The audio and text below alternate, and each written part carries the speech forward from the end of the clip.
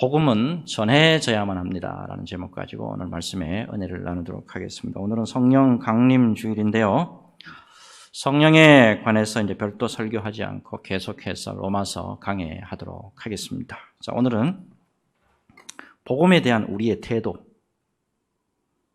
지금까지 복음에 대한 것을 굉장히 강조를 많이 해왔죠. 로마서를 보시면. 자, 근데 이제 복음에 대한 우리의 태도. 이게 이제 오늘 말씀의 주제예요. 자, 특별히 여러분, 복음에는 이 복음 그 자체로 놀라운 능력이 있다. 복음에는 그 복음 자체에 놀라운 능력이 있다. 이거를 꼭 기억을 하셔야 됩니다. 실제로 있었던 이야기입니다. 서울 아현동에 정희라고 하는 초등학교 여학생이 친구에게 전도돼서 이제 교회에 이제 다니게 됩니다. 어린 나이인데도 예수님을 진심으로 영접을 했는데요. 예수님을 진심으로 영접하고 나니까 엄마, 아빠, 남동생이 생각나는 거예요. 그러니까 엄마, 아빠 그리고 남동생 정민이에게 복음을 전하고 싶은 거예요, 얘가요. 하지만 엄마는 전혀 복음에 관심이 없는 분이에요. 불교에 아주 심취해 있는 사람이고.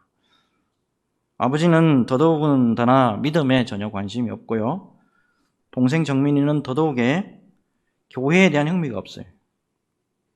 정희는 간절히 눈물을 흘리면서 진심으로 가족들을 생각하며 간절히 예수님께 기도합니다. 예수님, 우리 집 식구들이 복음을 믿고 다 구원받을 수 있도록 주여 도와주세요.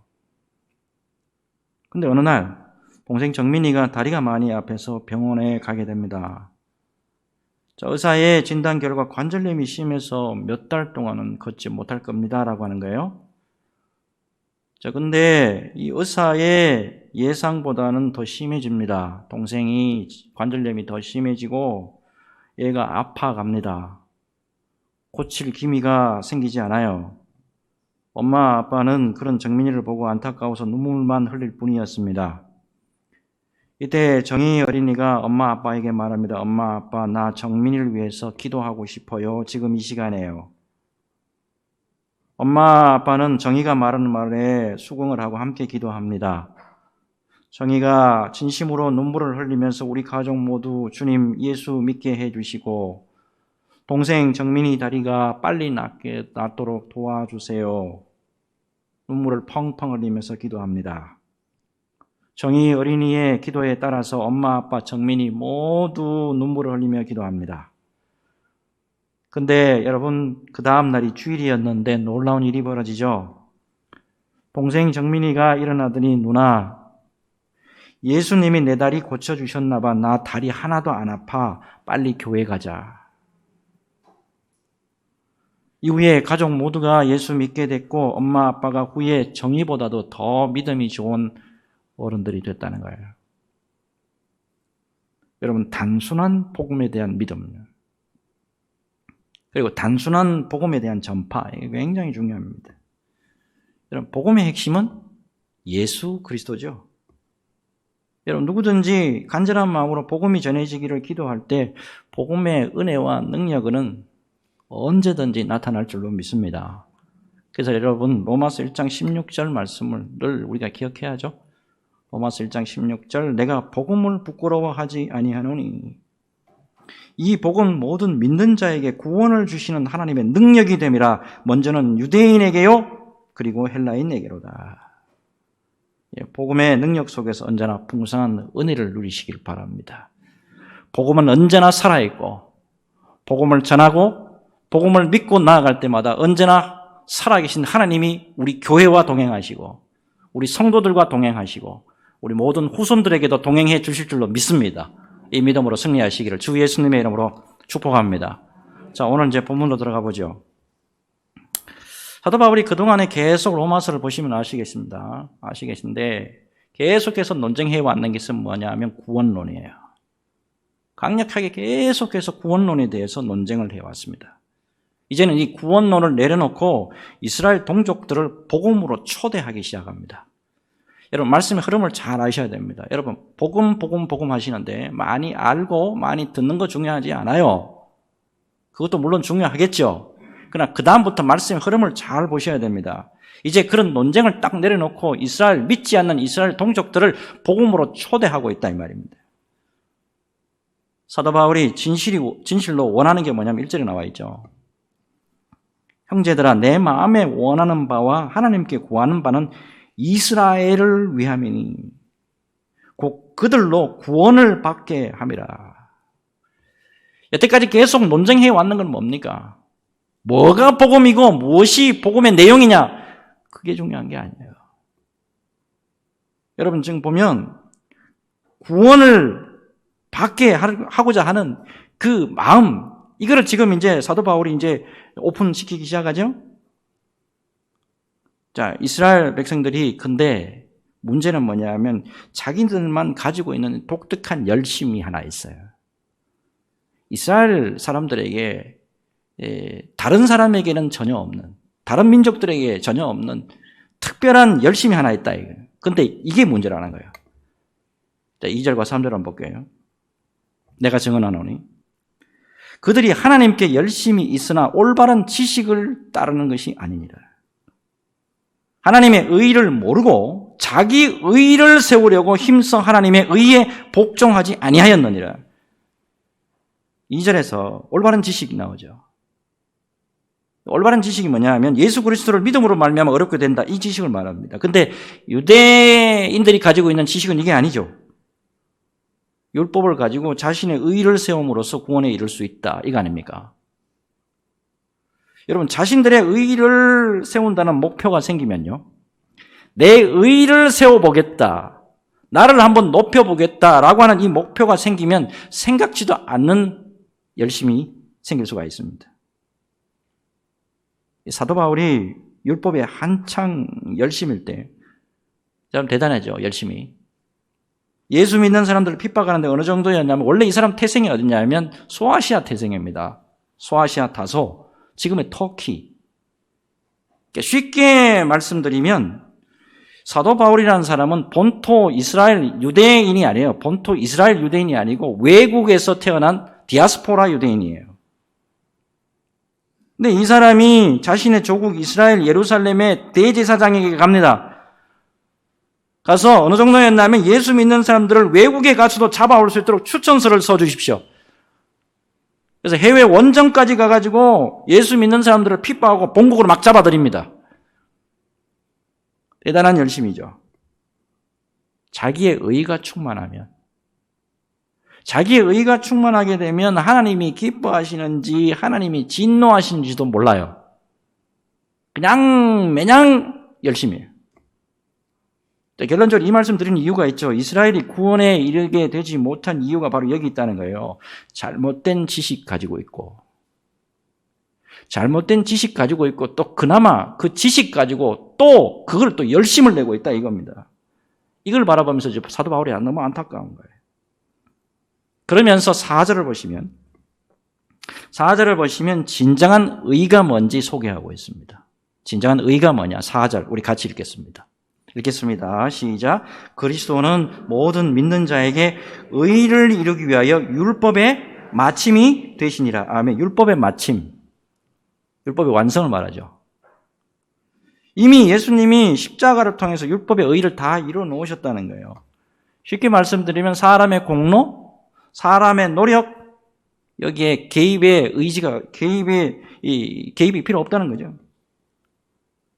자, 이제는 믿음으로 반응만 하면 된다는 겁니다. 이것이 하나님이 제시하는 새로운 의, 진정한 의라는 거예요. 자, 근데 새로운 의 속으로 딱 들어가게 되잖아요. 새로운 의 속으로 딱 들어가게 되면 특이한 것이 발견이 됩니다. 사도 바울의 경우를 보니까 예수 믿기 전하고 예수 믿은 후에 열심이 달라요. 열심이라는 게 차원이 다릅니다. 율법 가운데 있을 때는 자기 의를 세우기 위해서, 나를 세우기 위해서 열심히 해요. 그런데 예수 믿고 난 다음에 열심은 전혀 다른 차원입니다. 사도 바울은 예수님을 믿은 다음에 어느 곳에 열심을 냈냐면 전부 영혼 구원이에요. 예수 믿은 후에 온통 관심이 뭐냐 하면 진리가 뭐냐, 구원이 어디에 있느냐, 구원의 방법이 뭐냐, 이것보다는 오히려 그 영혼에 더 관심이 있다는 것을 알 수가 있어요. 유대인이나 헬라인이나 로마인에게나 빚진 자의 마음으로 그에게 다가갔습니다. 율법이 없는 자에게는 율법이 없는 자처럼 행동을 했습니다. 율법이 있는 자에게는 율법이 있는 자처럼 행동을 했습니다. 할 수만 했으면 한 영혼이라도 구원하기 위해서 돌에 맞는 거 개의치 않았습니다. 죽음도 개의치 않았습니다. 사도행전 20장 24절 이런 말씀이 있잖아요. 내가 달려갈 길과 주 예수께 받은 사명 곧 하나님의 은혜의 복음을 증언하는 일을 마치려 하면은 나의 생명조차 조금도 귀한 것으로 여기지 아니하노라. 실제로 자기 목숨까지 내놨잖아요. 최후에는 어떻습니까? 자기가 목이 잘려서 순교하잖아요. 자, 여러분 중요한 것은 사도 바울이 우리가 보기에 초인적인 열심을 냈지만 절대 중요한 것은 뭐냐면 자기 공로와 의의를 내세우지 않았다는 겁니다. 모두 하나님의 은혜 속에 다 포함시켰습니다. 나의 나된 것은 다 하나님의 은혜로라. 나의 나된 것은 다 하나님의 은혜로라. 자, 여러분 이 부분이 율법과 예수 그리스도를 믿는 믿음 사이에서 발견할 수 있는 완전한 차이예요. 제가 수원신학교에서 교회사를 강의하고 있습니다. 여기 보면 밤 늦게 수업이 다 끝나고 나면 밤 10시가 넘어요. 근데 한 사람도 안 졸아요. 눈빛이 얼마나 초롱초롱한지 모릅니다. 얼마나 지금도 예수님 앞에서 열심히 특심인지 몰라요. 어느 학생의 경우는 이제 2학년이에요. 이제 신학교 들어와서 2학년인데 건실한 회사의 대표이사입니다.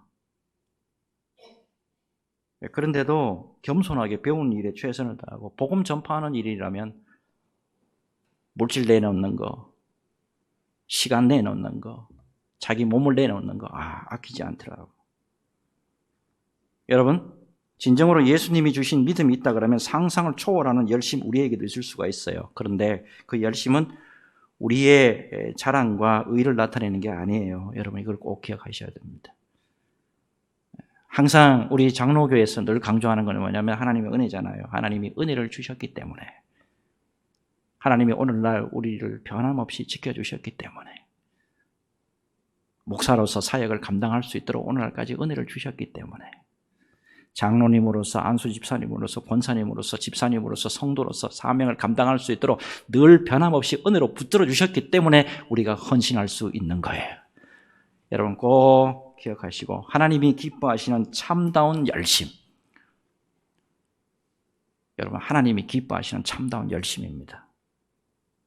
주님이 기뻐하시는 참다운 열심으로 돌아오셔서 주님의 영광만 드러내는 저와 여러분 되시길 예수님의 이름으로 축복합니다. 자, 이제 다음 말씀 넘어가고 있는데 로마서를 읽다가 보면요, 난해한 구절을 만나게 됩니다. 도대체 이게 무슨 뜻인지. 자, 이제부터 난해 구절을 좀 해결을 해야 됩니다. 자, 일단 5절부터 볼게요. 모세가 기록하되 율법으로 말미암는 의를 행하는 사람은 그 의로 살리라 하였거니와. 자, 이거는 이해되시죠? 율법의 행위를 의지하는 사람은 그 의로 산대요. 자, 문제는 6절과 7절입니다. 자, 6절과 7절 우리 같이 한번 읽어볼 텐데 여러분들이 한번 해석 한번 해보시기 바랍니다. 자, 6절, 7절 같이 읽습니다. 시작. 믿음으로 말미암는 의인은 이같이 말하되 내 마음에 누가 하늘에 올라가겠느냐 하지 말라 하니, 올라가겠느냐 하면 그리스도를 모셔 내리려는 것이요, 혹은 누가 무저갱에 내려가겠느냐 하지 말라 하니, 내려가겠느냐 하면 그리스도를 죽은 자 가운데서 모셔 올리려는 것이라. 자, 말씀의 이해가 쉽지가 않죠. 정말 쉽게 해결해 드리겠습니다. 자, 앞에 제가 5절에 율법의 행위에 의지하는 사람은 그 의로 산다 말씀드렸죠. 그 다음에 전환이 되죠. 6절을 넘어오면 믿음으로 말미암아 사는 사람은 이제 어떤 사람이냐, 구원을 얻기 위해서 어렵게 그리스도를 모시려고 하늘로 올라가는 수고도 할 필요도 없고, 죽은 그리스도를 살리기 위해서 무저갱 지옥에도 내려갈 필요가 없다. 다시 말해서 구원을 얻기 위해서 다른 사람이 흉내내지 못할 대단한 노력할 필요가 없다 이 말입니다. 예수님이 다 이루어 놓으신 구원을 믿음으로 받아들이면 된다 이 말입니다. 말씀으로 이미 우리에게 가까이 계시기 때문에 믿음으로 받아들이면 구원은 나의 것이다 라는 겁니다. 어려운 말씀인 것 같은데 어려운 내용은 아니죠. 자, 이것을 기초로 해서 여러분 9절과 10절로 딱 넘어가게 되면 이제 구원에 이르게 되는 방법 아닙니까? 자, 9절, 10절 같이 읽습니다. 읽겠습니다. 시작. 내가 만일 내 입으로 예수를 주로 시인하며 또 하나님께서 그를 죽은 자 가운데서 살리신 것을 내 마음에 믿으면 구원을 얻으리라. 사람이 마음으로 믿어 의에 이르고 입으로 시인하여 구원에 이르느니라. 자, 충분히 아멘 되시죠?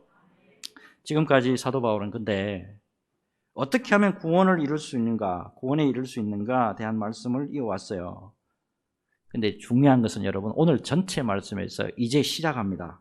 중요한 말씀은 이제부터예요. 여러분 구원에 이르게 되는 방법, 구원에 이르게 되는 내용 이거 중요합니다. 이거 중요해요. 그런데 이것이 전파가 돼야 되잖아요. 예? 알고만 있으면 뭐예요? 우리 속에 간직만 하고 있으면 뭐 하냐는 거예요. 전파가 되어야 할 것 아니냐는 거예요. 누구에게 전해져야 되지 않냐는 거예요. 그게 14절에서 15절입니다. 잘 보십시오. 그런즉 그들이 믿지 아니하는 일을 어찌 부르리요? 듣지도 못한 일을 어찌 믿으리요? 전파하는 자가 없이 어찌 들으리요? 보내심을 받지 아니하였으면 어찌 전파하리요? 기록된 바 아름답도다 좋은 소식을 전하는 자들의 발이여 함과 같으니라. 사도 바울의 말씀에 요지를 아시겠죠? 구원에 이르게 되는 방법 좋아요. 내용 모두 중요합니다. 하지만 듣지 못했으니 어떻게 믿겠느냐? 전파하지 않았는데 어떻게 듣겠느냐? 그리고 보내지 않았는데 어떻게 전하겠느냐? 이 말씀이에요. 여러분 구원은 이미 준비되어 있습니다. 예수님이 얼마든지 준비하고 계세요. 중요한 것은 뭐냐 하면 복음을 듣게 하는 사람이 필요해요. 여러분 복음을 전파하는 사람이 필요해요. 복음을 전하기 위해서 가는 사람이 있어야 구원이 있을 게 아닙니까? 자, 우리나라에 복음을 전하러 온 외국 선교사들 하면 주로 딱 두 분 정도 기억하시죠? 언더우드와 펜젤러. 미국 분이잖아요. 근데 사실은 이 선교사보다도 더 많은 분들이 우리나라에 오셔서 복음을 전했다는 사실 여러분 잘 아실 거예요. 제가 많이 소개해드렸습니다. 오늘은 우리나라 최초의 교회가 황해도에 있는 소래교회입니다. 우리나라 최초의 교회가 황해도에 있는 소래교회예요. 이 교회에서 선교하시고 복음을 전하신 윌리엄 존 맥켄지 선교사님, 이분에 대해서 소개를 좀 해드릴까 합니다. 이분은 카나다 분입니다. 카나다 소속 장로교회 소속이에요. 특별히 대체로 보면 선교사님들은 선교단체의 후원을 받잖아요. 근데 후원이 없어요. 이분은 단독으로 독립선교사로 내한해서 황해도 소래에서 한국인과 똑같이 생활하면서 복음을 전하는 분으로 유명합니다. 이분은 주로 외국인 거주 지역에서 거주하면서 선교하는 일반적인 선교 방식 택하지 않아요. 그냥 한국인으로 들어와요. 들어와서 한국 문화에 동화되는 전도 방법을 택합니다. 초가집에 그냥 살았습니다. 한복 입고 한국 음식 먹고 그냥 한국말로 우리에게 복음을 전했어요. 우리나라에 복음을 전하는 과정 가운데 교육이나 예배당 정축 엄청난 일 많이 했어요. 근데 안타깝게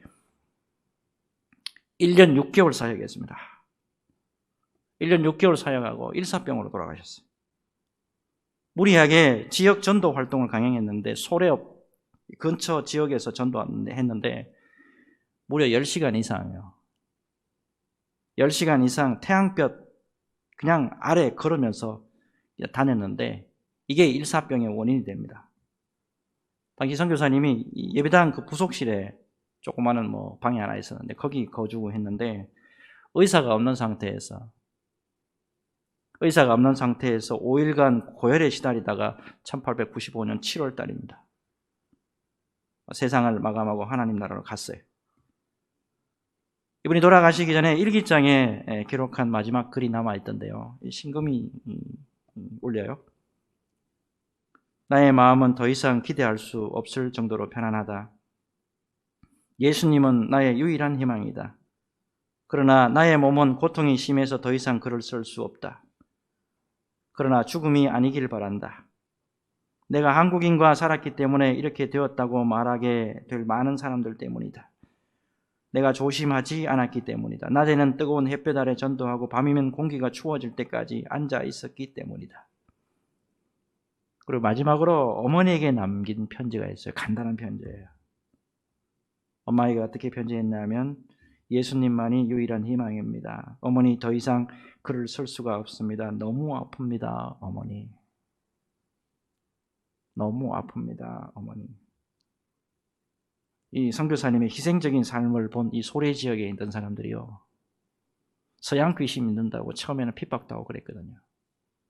근데 이분 때문에 마음의 문을 열고 교회로 옵니다. 복음을 받아들여요. 이 예화를 왜 들려드린지 아시겠죠? 여러분, 복음을 들려주는 사람이 필요해요. 복음을 들려주는 사람이 필요하고 전파하는 사람이 필요합니다. 복음을 위해서 가야 할 사람이 필요합니다. 그래야 열매가 있잖아요. 자, 여기까지 이제 말씀 쭉 보시면 이제 말씀이 끝났나 보다. 아닙니다. 자, 제가 오늘 본문을 좀 길게 잡았죠. 본문을 길게 잡은 이유가 있습니다. 마지막 부분에 사도 바울이 하고자 하는 말이 여기에 또 농축이 되어 있기 때문에 그렇습니다. 하나 더 있습니다. 자, 우리가 이제 마지막으로 말씀 한번 볼 텐데 로마서가 쓰여질 당시로 다시 돌아가겠습니다. 로마서가 쓰여질 당시 다시로 돌아가면 16절에 보시면 그러나 그들이 다 복음을 순종하지 아니하였도다. 이사야가 이르되 주여 우리가 전한 것을 누가 믿었나이까 하였습니다. 사도 바울 당시에 많은 사람들이 복음을 전했어요. 예수 믿으라고. 그럼에도 불구하고 이스라엘이 불순종했다는 거예요. 최선을 다해서 이스라엘 동족에게 복음을 전했는데 이스라엘이 받아들이지 않아요. 그런 바람에 어떻게 됩니까? 유대인에게 복음이 가지 않고 어디로 갑니까? 이방인이라고 가버리죠. 이방인으로 가버리게 된다는 거예요. 이제 그래서 로마서는 10장에서 11장으로 넘어가면서 그러나 그럼에도 불구하고 하나님이 포기하느냐? 절대로 포기하신 분이 아니다는 거예요. 이게 이제 10장에서 11장으로 막 넘어갑니다. 절대 하나님은 구원 역사에 있어서 포기하시지 않는 분이라는 거예요. 그게 21절이에요. 같이 한번 읽겠습니다. 21절 같이 읽습니다. 시작. 이스라엘에 대하여 이르되 순종하지 아니하고 거슬러 말하는 백성에게 내가 종일 내 손을 벌렸노라 하였느니라. 자, 이스라엘이 불순종해요. 복음을 우리가 전하고요. 우리가 사역을 감당하고요. 이 어려운 시기 가운데 최선을 다하지만 안 들어주는 사람이 있어요. 그럼에도 불구하고 하나님은 이스라엘이 계속해서 돌아오기를 바라신다는 거예요. 이게 하나님의 마음이에요. 이게 하나님의 마음을 아니까 사도 바울이 죽도록 충성하는 거예요. 복음 전거에 대한 귀한 예화 하나 더 전해드리면서 오늘 말씀을 맺도록 하겠습니다. 루마니아가 공산권에 있을 당시에 훌륭한 목사님이 한 분 계셨어요. 오늘날에도 보면 목사님들 가운데 목숨을 던지면서 복음을 전하시고 목숨을 던지면서 목회에 매진하는 분들은 엄청나게 많습니다. 그 분 가운데 리처드 원브란트라는 목사님이 계십니다. 리처드 원브란트. 공산당이요, 수없이 목사님에게 하나님을 부인해라. 하나님 없다 그래라. 그러면 살려준다. 회유했습니다. 목사님이 끝까지 거부합니다. 그래서 무려 14년 동안의 감옥 생활합니다. 특별히 칠흑 같은 어둠 속에서 2년 동안 독방 신세를 보내게 됩니다. 이 독방에서 힘든 시간을 잘 보내기 위해서 눈을 감고 말씀을 떠올린 다음에 회중 앞에서 설교하는 모습을 상상하면서 2년 동안 버텨냅니다. 야, 대단하죠. 근데 어느 날에 성령님이 목사님에게 속삭입니다. 설교 대신에 찬송을 불러봐라. 설교 대신에 이 순간에 찬송을 불러라. 목사님이 의아해했어요. 성령의 음성이니까 순종했습니다. 혼자 찬송을 불렀습니다. 예수로 나의 구주 삼고 성령과 피로서 거듭나니 이 세상에서 내 영혼이 하늘의 영광 누리로다. 혼자 찬송했는데 옆방에서 어느 수감자가 들었어요. 이 사람은 지금 교도소 생활도 지긋지긋해요. 고문에도 이제 도저히 감당을 못하겠고, 독방 생활도 너무너무 감당하지 못해서 자살하려고 작정하고 있었어요. 그런데 이 지옥 같은 암흑 속에서 누군가가 찬송한 것을 들은 그가 이런 곳에서 누가 대체 이런 찬송 부르는 거야? 누가 대체 이런 찬송을 노래를 한단 말이냐? 막 죽으려고 하다가 마음을 접고 이 소리가 어디서 들려오는지, 누가 했는지 알고 싶었어요. 몇 달 뒤에 목사님하고 이 옆방 죄수하고 다른 곳으로 이제 이송이 됩니다. 그 사이에 30분간 야외 활동할 수 있는 기회가 주어졌습니다. 그때 다시 성령님께서 목사님에게 뭐라고 말씀하냐면, 몇 달 전에 네가 불렀던 그 찬송 다시 불러라. 몇 달 전에 네가 감옥 속에서 있으면서, 독방에 있으면서 불렀던 그 찬송 다시 불러라. 근데 목사님이 거기에서 찬송을 불렀다가는 다시 독방행 갈 거 뻔하단 말이에요. 그래서 지혜를 내가지고 휘파람을 불었어요. 예수로 나의 구주 삼고 성령과 피로서 거듭나니 이 세상에서 내 영혼이 하늘의 영광 누리로다. 놀랍게도 몇 달 전에 자살을 결심했던 이 죄수가요, 그 휘파람 곡절을 듣고 목사님에게 다가옵니다. 그리고 혹시 몇 달 전에 독방에 있을 때 그 찬송 부르신 분이 아니십니까? 묻습니다. 그리고는 이렇게 말하죠. 당신이 제 목숨을 살리셨습니다. 노래가, 찬송이 들려올 그때 저는 막 죽으려고 작정을 했습니다. 그러면서 감격해서 이 말을 합니다. 이 지옥 속에서도 누군가의 노래를 들었을 때 저에게도 소망이 있을 거라 생각이 들었습니다. 목사님, 저에게 예수님에 대해서 알려주시기 바랍니다. 목사님이 가진 믿음에 대해서 알려주시길 바랍니다. 목사님이요, 공산당 교도소 운동장입니다. 공산당 교도소 운동장에서 복음을 전했는데 이 사람이 그 자리에서 예수 믿고 하나님의 사람이 됐다는 거 아닙니까? 여러분, 복음이 전해질 때 하나님의 은혜가 풍성하게 임하는 겁니다. 하나님이 오늘도 말씀하십니다. 복음을 전하라. 복음을 전하라. 복음이 전해지는 곳에, 복음이 전해지는 곳에 어느 곳이든지 어떤 때인지 하나님의 능력이 나타나고 하나님의 은혜가 나타날 것이다. 그리고 너희들의 모든 것이 회복되고 해결될 것이다. 여러분, 우리는 지금 움직이고 있나요? 우리는 마냥 핑계대고 있는 것은 아닌지 모르겠습니다. 복음이 전하기 어려운 시대지 않습니까? 하지만 여러분, 복음의 은혜와 능력을 믿고 담대히 복음을 전하는 사역, 영혼 구하는 사역을 감당할 때 하나님이 우리와 함께 하십니다. 하나님이 살아계십니다. 성령님이 살아계십니다. 예수 그리스도께서 살아계십니다. 우리의 본분을 다하고 우리의 사명을 감당할 때 살아계신 예수님이 우리를 끝까지 붙들어 주실 줄로 믿습니다. 이 영광 붙드시고 끝까지 주님의 기쁨 되시기를 주 예수님의 이름으로 축복합니다. 축복합니다. 우리 같이 기도하겠습니다.